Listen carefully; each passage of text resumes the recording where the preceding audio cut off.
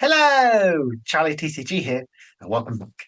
Looking ahead, the series where I break down and analyze the meta, stepping over Japan, and how will it impact Arm. Today, I break down the three cards which I think will do incredibly well at the World Championships next month: Maractus, King of Basket, and TM Devolution, and explain exactly why I think these are really well played to go into the metagame from looking at Japan Championships and exactly how the meta is evolving right now over in Japan after Japan Championships.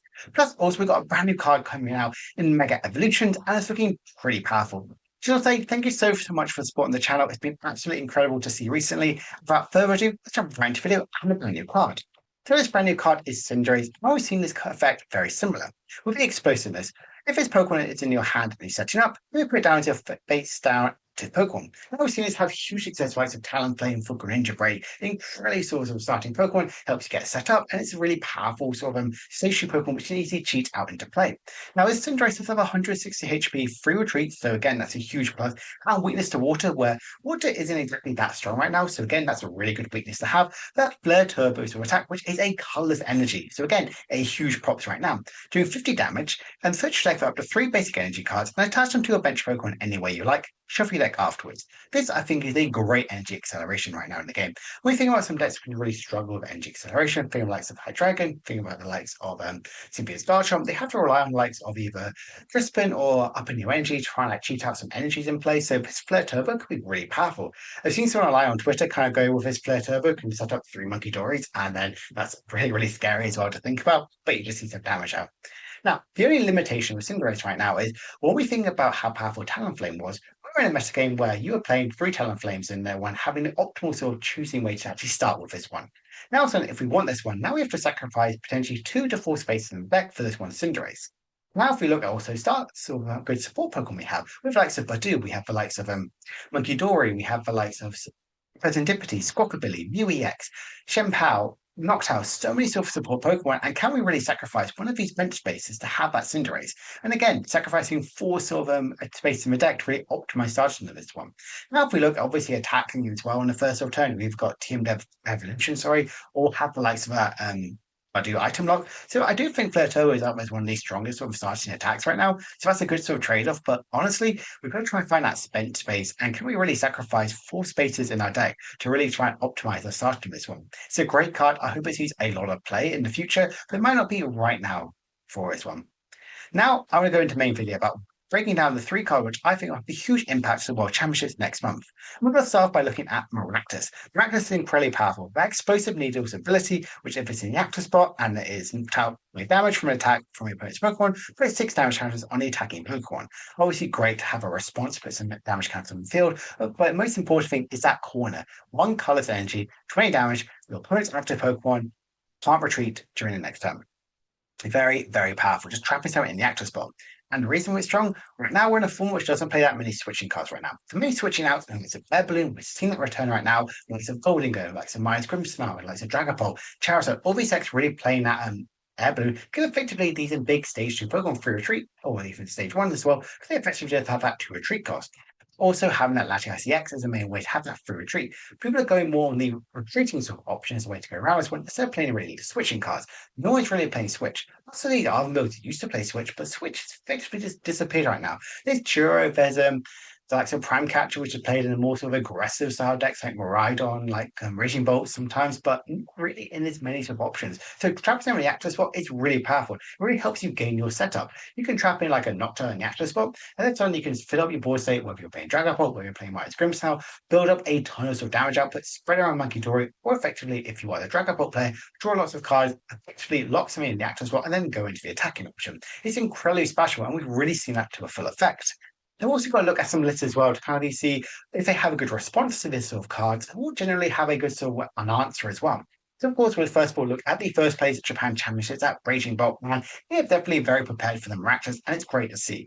They do have their main sort of switching out would be that Latias EX, giving all of our Pokemon in this deck a free retreat option, and does have that 2 ways around this one, having likes of a Prime Catcher, that's also having an Iron Leaves. Prime Catcher, of course, has a switching from the bench, and Iron Leaves, obviously, that's switching from the bench. When it gets a bit in play, it's now your active Pokemon, and we can have the likes of Latias EX for that free retreat sort of option.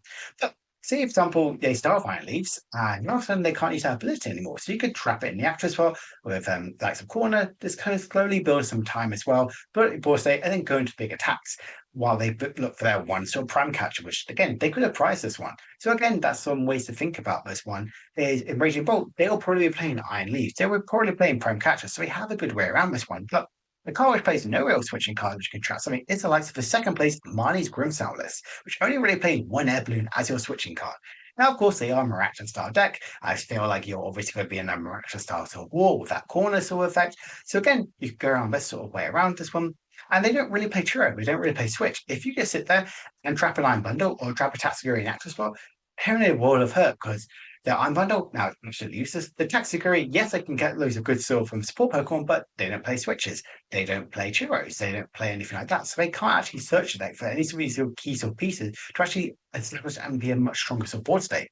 Again, if we look at the top 15 Dragon Ball, it has an answer for Maractus. It has Maractus itself, it has Latias, which is yourself, only your free retreat option, but does play that 2-core beat of Churro. We're seeing obviously they're much bigger on their draw factor. They're always going to have a cloaks out and eventually go into a Dragon Ball. So they can sit behind a Maractus themselves, where they build everything up. If they bring something to in the active spot, which you wouldn't really like, you can instantly play that Churro, pick it up because you have a hand of 16 cards, and then go from there. So I think that's a good sort of place about why these cards are so strong.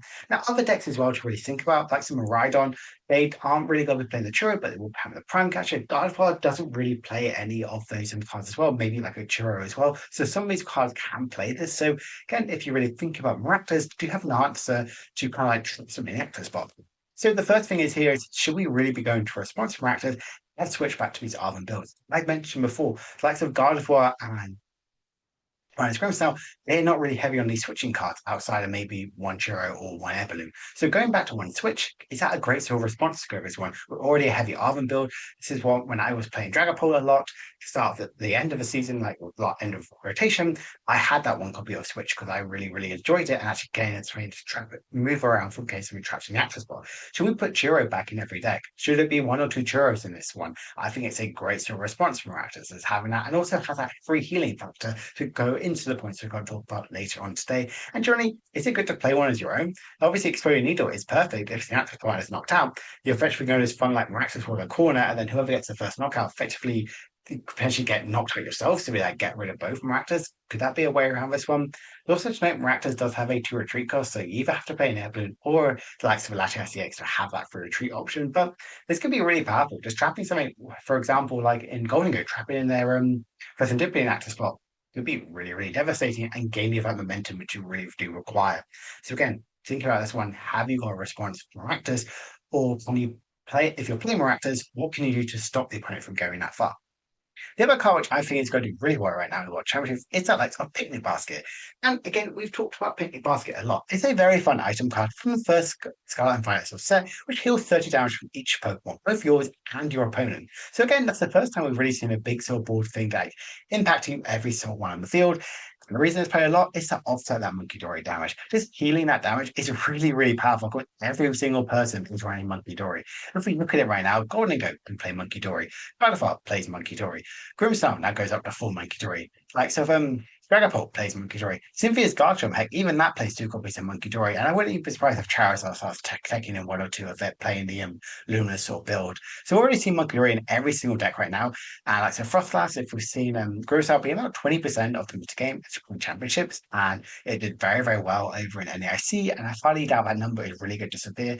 I play like 3 hours of it on Friday, and I love that deck. It is so, so powerful. So now, like instantly using that picnic basket heal could be really, really devastating from all that Monkey Dory, because it also now protects your guys, but also ruins the opponent's sort of play. It protects you from that team Devolution play. And God always talked about someone, if you play Arven, why aren't you playing this?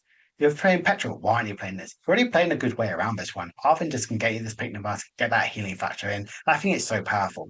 If you look at the likes of Golding, which I think is a great sort of inclusion, looking at the top 16 build, it didn't actually play picnic basket. I'm just thinking of 2 cuts they could do. You could cut the button and just chuck in 1 copy of picnic basket. Jobs right there. You also have got the healing factor because you are playing that for Arven. Or generally, you can cut one of your stadium cards. And I'm going to talk about a little bit later on. Like Moonlit Hill could generally see a good sort of tech right now as a good response as well to like Sylvia and Picnic Basket as a good way around this.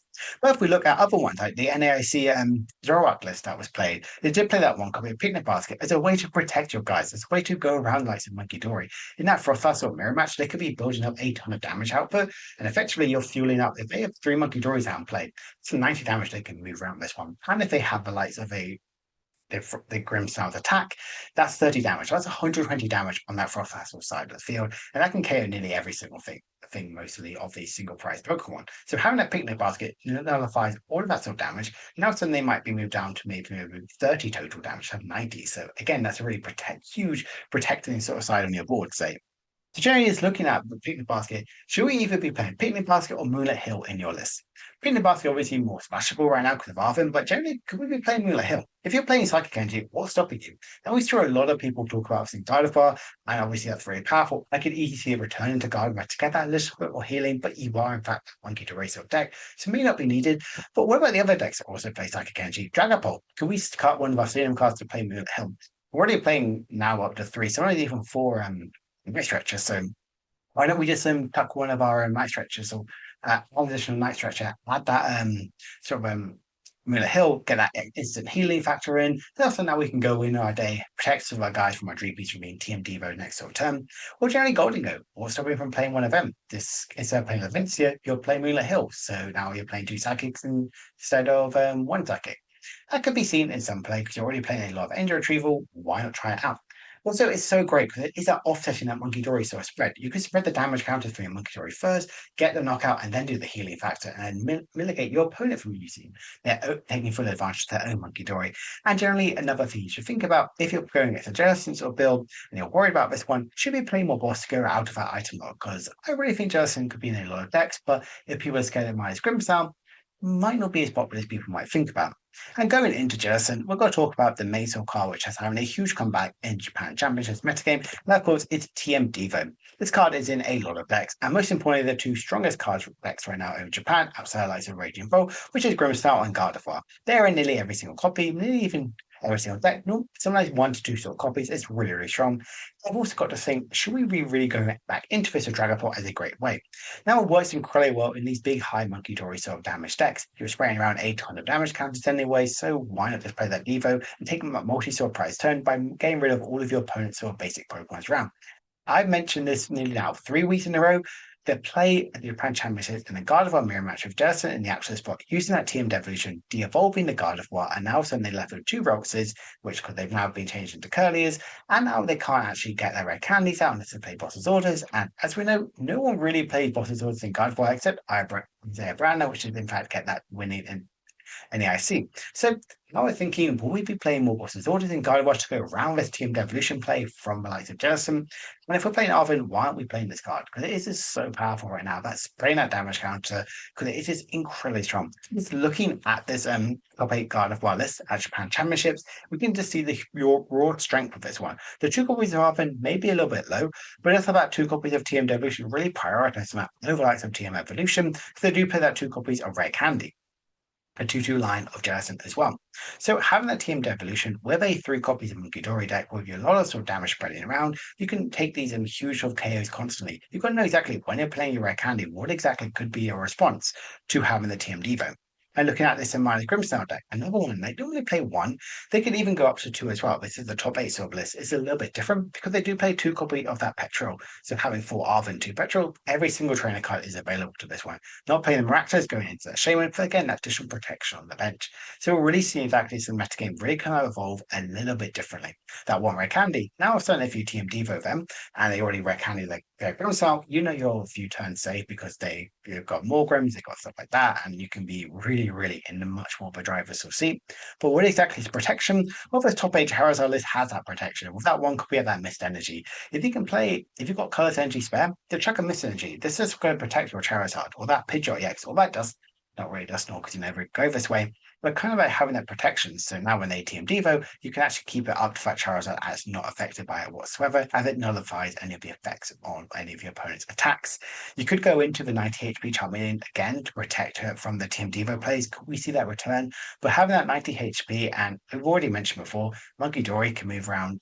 Three Monkey Dories moves around 90 damage, and that can easily get the KO. We have a Duramatam as well, doing 100, doing 90 damage to bench Pokemon. We have Welshmouth Overbond to do 90 damage to, that's 100 and 120. So we've already seen lots of Pokemon do lots of these eventual damage, and that 90 is very, very crucial right now. So that could be a reason why not to play this one.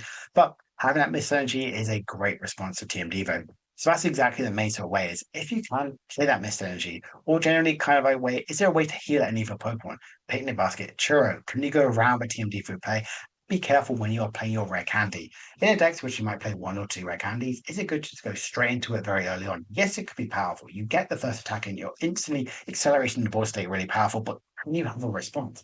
So your opponent goes a Team Devo player and you've got nothing back up and you're just left with two Lone Dreepies because you haven't evolved into Dragapults, you haven't done all this up, you sacrifice your rare candies. That could be a really big turning point. If you're Gardevoir, you should be having more definitely evolve manually instead of having that rare candy play because you don't really want to be in that sort of backside spot, but just in the active spot with no items and no access to that rare candy. So I think these are really, really powerful sort of responses right now in the metagame.